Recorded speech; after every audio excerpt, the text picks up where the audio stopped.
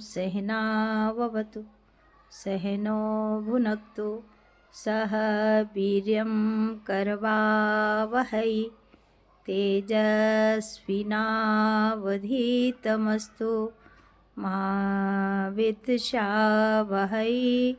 ओम शांति शांति शांति।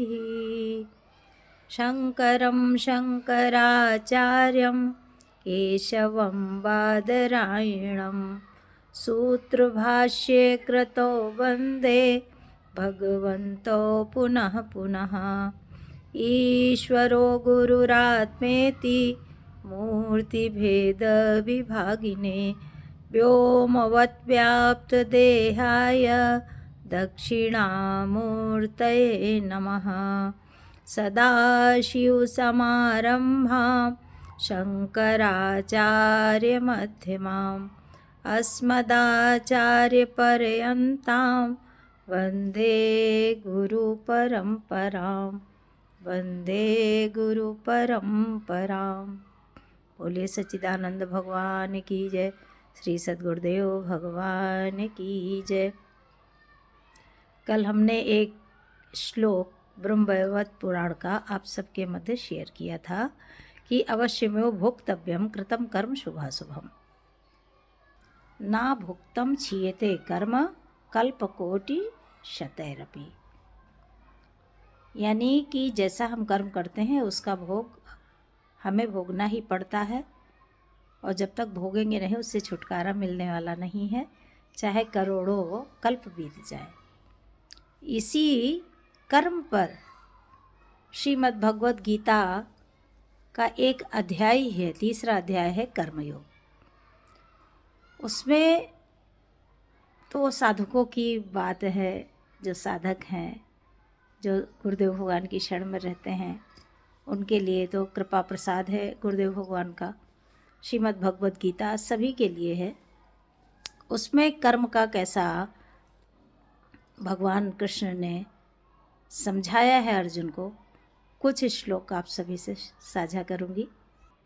भगवान कहते हैं कि इस संसार में कोई भी ऐसा व्यक्ति नहीं है जो क्षण भर भी बिना कुछ किए रह सके। ना ही कश्चित् क्षणमपि जातु तिष्ठेत कर्म कृत कार्यते हि वशः कर्म सर्वः प्रकृतिजयी गुणैः।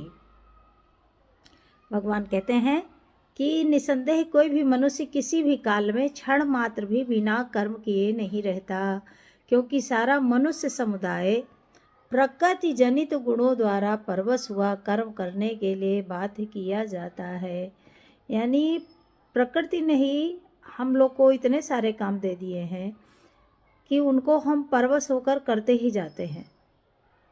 तो उससे भला है, अच्छा है कि जो कार्य नियति के द्वारा यानी प्राकृतिक रूप से हमें प्राप्त हुए हैं उनको अवश्य करना है। नीतम कुरु कर्मत्वम कर्म ज्यायो ही कर्मणः शरीर यात्रा पिचाते ना प्रसिद्ध एदत कर्मणः। यानी कि नियतम कुरु कर्म, भगवान कहते हैं कि तू शास्त्र विहित कर्तव्य कर्म कर। यानी कि शास्त्रों में जो बताया गया है कि क्या क्या हमारे कर्तव्य कर्म हैं, उन कर्मों को तू करता जा। और क्योंकि कर्म ना करने की अपेक्षा कर्म करना श्रेष्ठ है।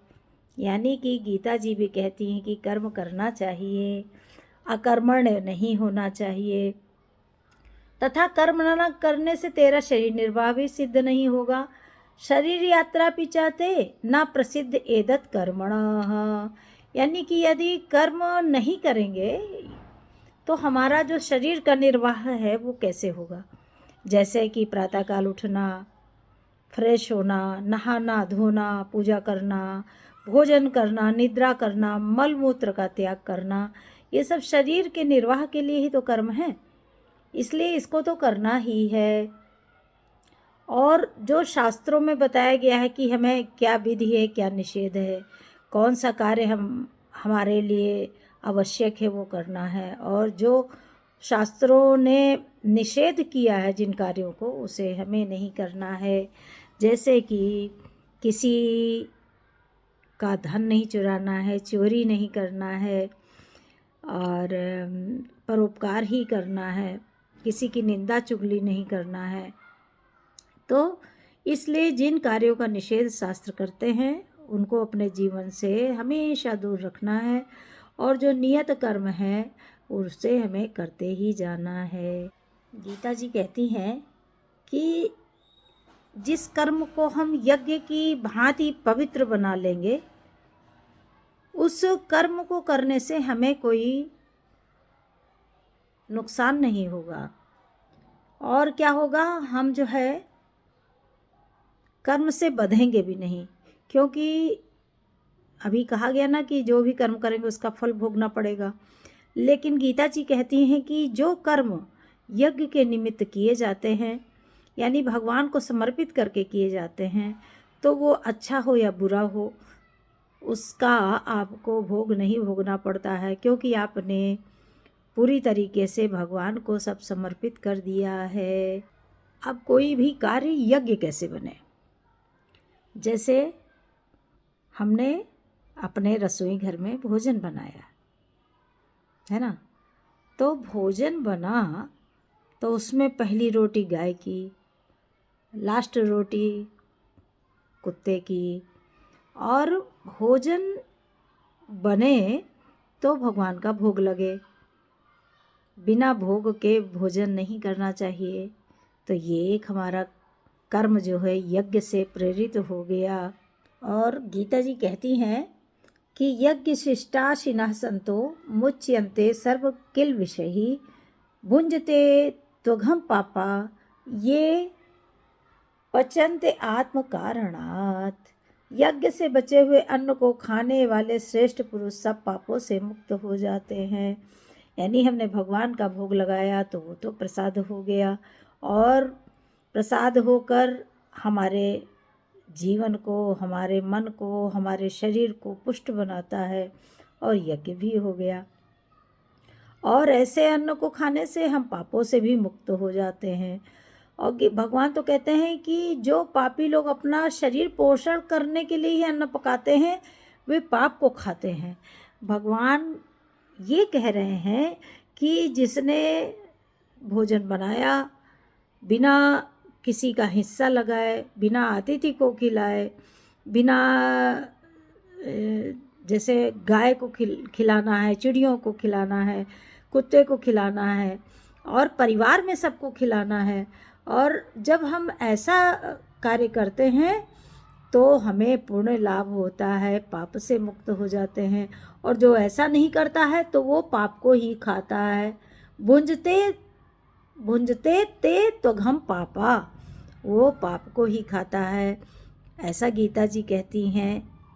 गीता जी कहती हैं तस्मात् सक्ता सततम कार्यम कर्म समाचर असक्तो ही चरण कर्म परम आपनोति पुरुषः। जो ऐसा करता है इसलिए तू निरंतर, भगवान कहते हैं कि कर्म सारे करो लेकिन आसक्त मत हो।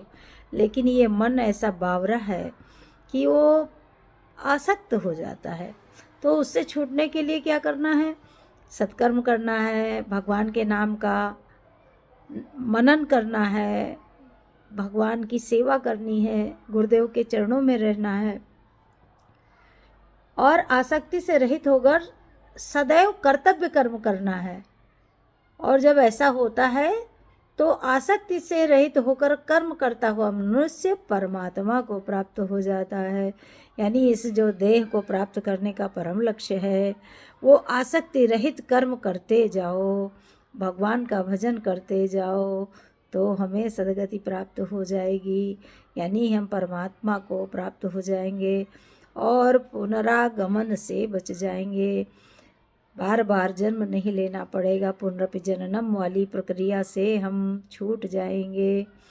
बोलिए सच्चिदानंद भगवान की जय।